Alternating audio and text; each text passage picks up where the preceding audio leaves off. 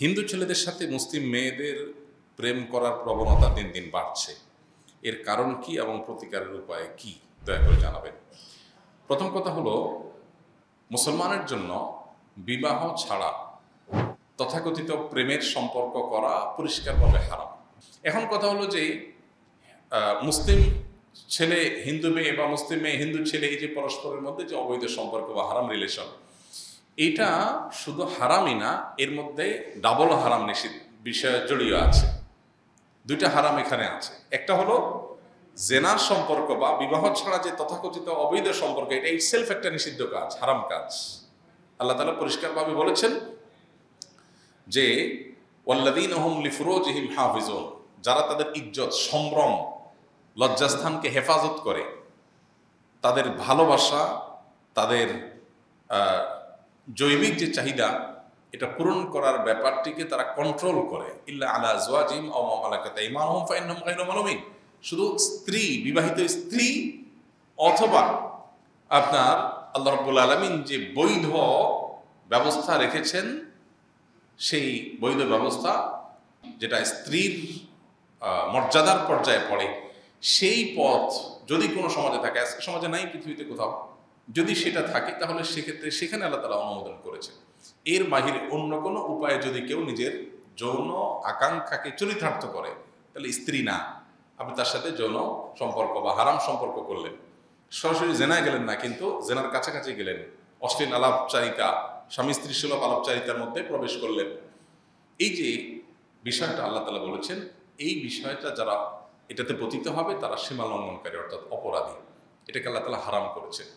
এখন আমাদের সমাজে একটা কথা চাউর হয়েছে এবং একটা কথা সমাজে খুব স্টাবলিশড হয়েছে, সেটা হলো যে হঠাৎ করে একটা লোকের সাথে কেমনে সংসার করবে, আগে থেকে একটু বোঝাপড়া হলে, একটু তাকে চিনতে সুবিধা হলে তারপর সহজ হয়। একজন বড় প্রভাবশালী পলিটিশিয়ান আমার কাছে একবার বলতেছিলেন যে, হুজুর সত্যি বলতে আমি তো আসলে অনেকগুলো মেয়ে দেখে তারপর একটা বিয়ে করেছি। তেমন এটা তো দোষের বিষয় না। বললাম না, সেটা না হুজুর, মানে অনেকগুলো মেয়ের সাথে প্রেম করে দেখছি কেমন, তো কিছুদিন করার পরে দেখলাম না, জুতের না, সুবিধার না, করতে করতে একটা এসে করছি, এখন আমি খুব সুখে আছি, খুব ভালো আছি।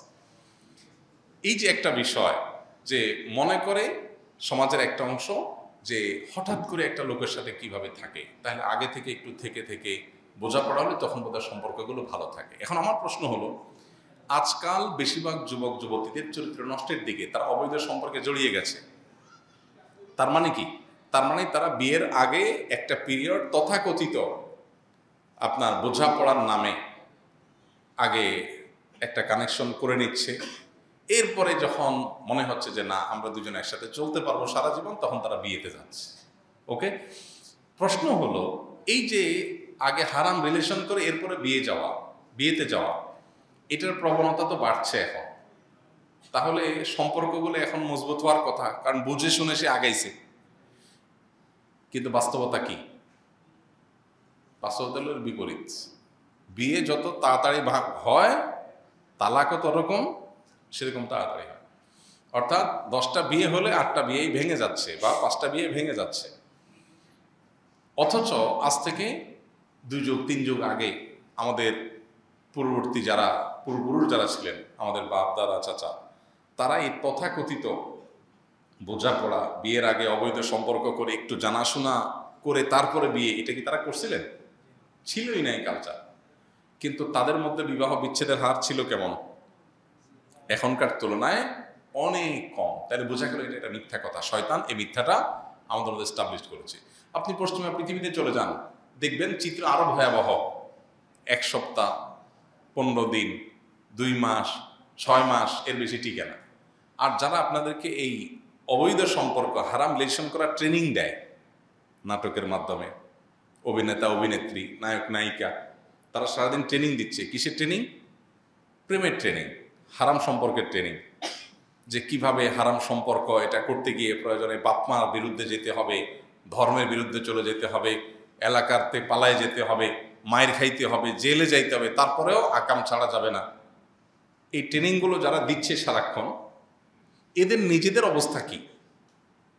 অবৈধ সম্পর্ক, হারাম প্রেম তো পরের কথা, বিয়ে করলেও দেখা যাচ্ছে 6 মাস 1 বছর বেশি টিকতেছে না। তো যে আপনারা প্রেমের ট্রেনিং দিচ্ছে তার নিজেরই প্রেমের কি নেই, গ্যারান্টি নেই, তাহলে বোঝা গেল এই প্রেম প্রেম না, এটা পুরোটাই হলো শয়তানি। এটাতে কখনো আল্লাহ তাআলা শান্তি রাখেন নাই।